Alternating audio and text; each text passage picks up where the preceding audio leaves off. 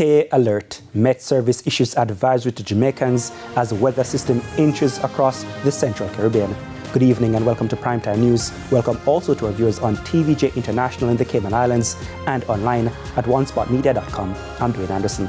Also this evening, Radio Jamaica personalities among Jamaicans awarded on Heroes Day.